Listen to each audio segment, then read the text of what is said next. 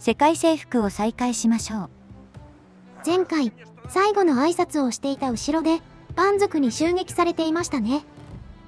早速ですが報復しましょう。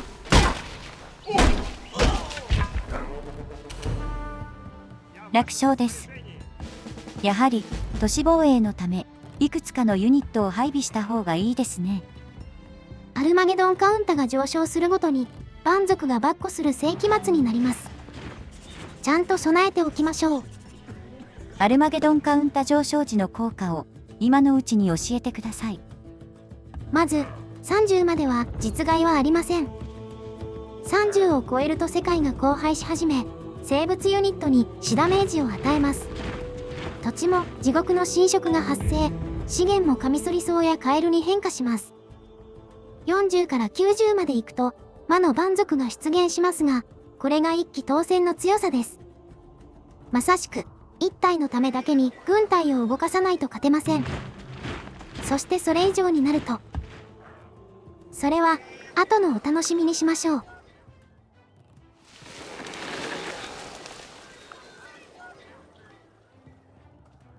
第6文明と接触。アムリテは魔法文明です。秘術ユニットの育成はもちろん、多様な呪文を駆使します。というか今回、善良の指導者少なすぎませんか？ 8 人中7人と相まみえましたが、邪悪が4人、中立が2人、善良が1人ですよ。天使どもに見放された世界ですね、これは。最後の1人が善良だと、なんとなく嬉しいんですが、あまり期待しないでおきましょうか。シルバガーがティアキリに宣戦布告しました。ついに始まりましたか。野蛮人 VS 魔法使いの開幕です。どちらが有利とかって、どこかでわかりませんか？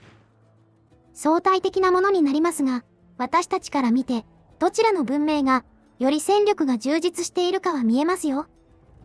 左からスコア、指導者名、文明、属性、私たちとの戦力比、私たちへの態度、所持都市数となります。戦力比ですが、私たちが不利の場合、1より小さく、逆に有利の場合は1より大きいです。アムリテよりも、ドビエルを相手にした方が、我々にとって不利になる。つまり、ドビエロの方が強いということですね。はい。しかもこの会話中に、アムリテの戦力が削られたみたいですね。確かに、戦士しか生産していない我々と対等になっちゃってますよ。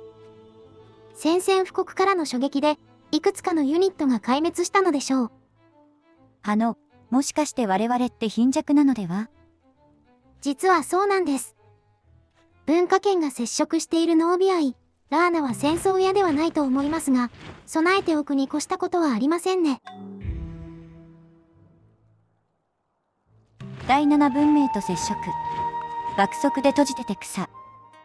リョースアールブは、皆さんがご想像するエルフです。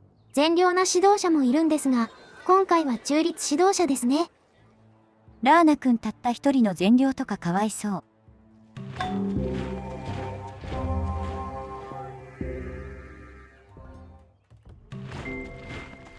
邪悪への道が完了しました。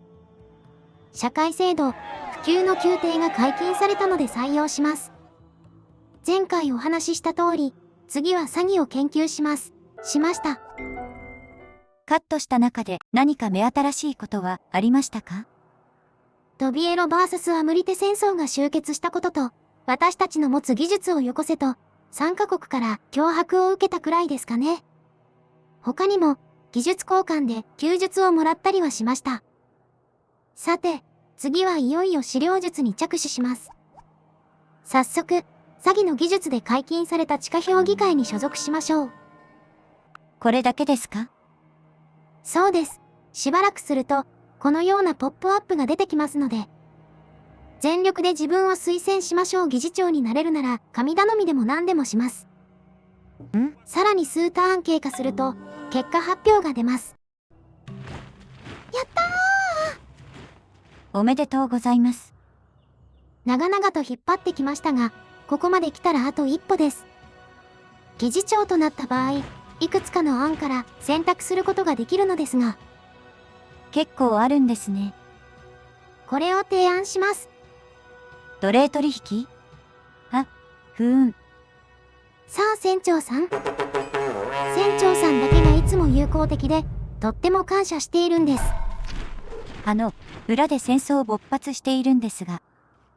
今いいところなんだから。それで、私たち、この決議をどうしても可決させたいんです。これは船長さんにとってもメリットがあり、ひいてはこの世界を救うためには必要なんです。だから、ね。やったー！これにはマウスカーソルくんも大喜び。早速使いましょう。奴隷取引はユニット単位で行えます。奴隷1ユニット、おいくらですか？30ゴールドです。一瞬でしたが、1ユニットだけ購入しました。そして奴隷に対してゾンビパウダーを実行します。奴隷がゾンビになっちゃいました。ゾンビについて軽くお話ししましょう。戦闘勝利時の話をしますと、確率で上位ユニットに自動昇格します。さらに、それとは別の確率で、新しいゾンビを勝手に生み出します。さらに、私たちはすでに 50% の確率で奴隷として捉えることができますよね。勝てば波に乗れそうですが、負けたら元も子もないのでは？心配ご無用です。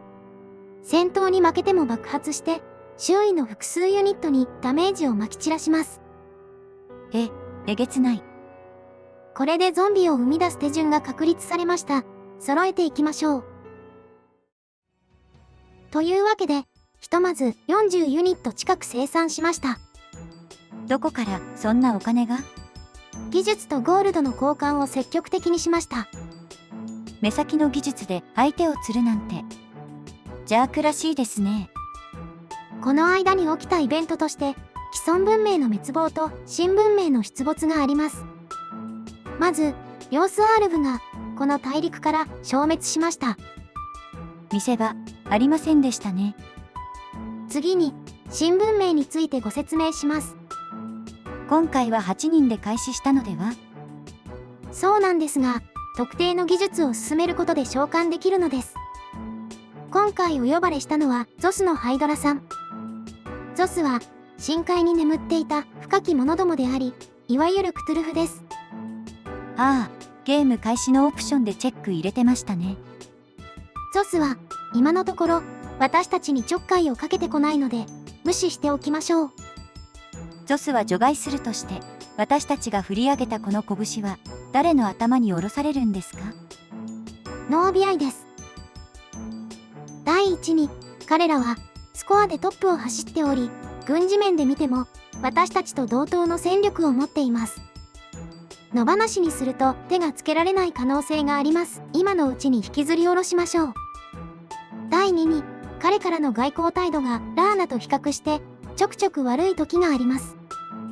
仮にラーナ侵攻中に宣戦布告されたら対応に困るでしょう。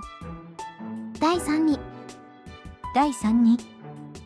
最初に出会った文明に戦争を仕掛けようと決めてました。運命は最初から決まっていたんですね。さあ、シブ4恒例行事が始まりますよ。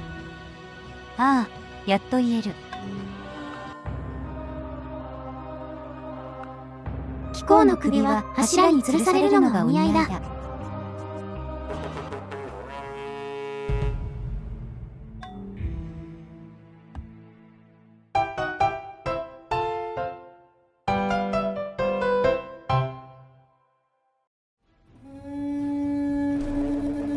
現在、侵攻軍を右に進めていた最中でしたが、ソロモンという都市を見逃していたようですね。丘に上がってようやく視認できたので仕方ありません。敵の首都、ワオはクーは川の向こうのようです。先にソロモンを攻め落としておきましょう。敵都市に接触しました。いくつかのユニットが都市内に入ったのが気になりますね。確認してみましょうか。これが都市の防衛軍ですが、攻略できそうですか？この程度なら問題ありません。画面から見切れるくらいユニットが駐在していたら不安でした。さあ、年攻めの開始です。記念すべき初攻めなので、祝いの花火を打ちます。汚ねえ花火だ。本来、投石機で都市防御ボーナスを削り切ってから突撃した方がユニット損失は少ないです。ですが、このデススタックの前に守りきれる都市などあるのでしょうか？いいえ、ありません。勝率 0% でも関係ありません。屍の上を屍が歩いてくる様を見せつけてやりましょう。こうしてソロモンは陥落しました。都市を落とすと、そのまま占領するか破壊するか選べます。それにゴールドももらえちゃうんですよね。またゾンビが増えるのか。その後、新たに1都市を落としながら敵首都にやってきました。ここがあの男のハウスね。さあ、イチゴイの準備はいいですか？あなたの都市が美味しそうなのがいけないんです。これでノービアイは失墜したも同然です。ですが、ここで攻め手を緩める理由もないので、二度と立ち上がれないくらい絞り取ります。ルナツー、グラナダも私たちのものにして、和平交渉で技術やゴールドもせびりましょう。あえて滅ぼさず、そういう搾取の仕方もあるんですね。相手を呼び出します。さてさて、一体何をくれるんでしょうか。楽しみです。しけてますね。まあ、取引項目見る限り全て差し出してますよ。そうですね。これ以上旨味もないので和平を結びますか。さあ、見てください。世界の約4分の1が私たちのものですよ。これは、もう大帝国と言ってもいいのではないでしょうか。いや、やはりドロアウムは噛み合い出すと止まりませんね。今から征服勝利に切り替えても勝てるんじゃないですか？あら、滅んでしまいましたか。ちょ。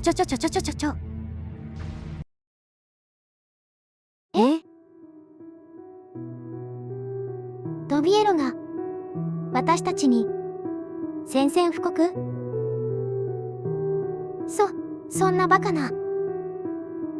こんな事態を避けるために軍事力を強化したのに。ああ、戦力比を見てください。私たちの2倍ですって？というか、4文明があの男に滅ぼされたんですか？そうかもしれません。っていうか、この野蛮人は地獄の軍勢をわざわざ呼び出した上で滅ぼしてませんか？とんでもない強権ですね。地獄の軍勢は、その名の通り地獄からやってきた異世界の文明です。召喚した直後のゴタゴタで仕留めたんでしょうか？ともあれ、これは非常にまずいです。戦力が大陸右側に集中しており、対応しきれないかもしれません。戦線へ移動させるのに何ターンかかりますか？9ターンです。一応、1ユニットごとに転移させる建物はありますが、主力到着まで時間を稼がないといけません。これは終わりましたか？いいえ、私は引きません。左側の都市はもちろん全力で守りますが、最悪のケースも受け入れます。ですが、首都は死守します。勝利条件の魔法陣を首都で生産しているためです。その勝利条件がもうすぐ到達できるなら、それまで耐えるということは可能ですか？残念ながらそれは無理です。全部で8個完成させる必要がありますが、まだ5個しかできてません。そして残りの魔法陣を解禁するためにはそれぞれ技術習得が必要ですが、これが遠いです。まだまだ技術ツリーを進める必要があり、膨大なターンを要します。つまりこの戦争に勝たなければ未来はありません。では今回はここまでとします。最後までご視聴ありがとうございました。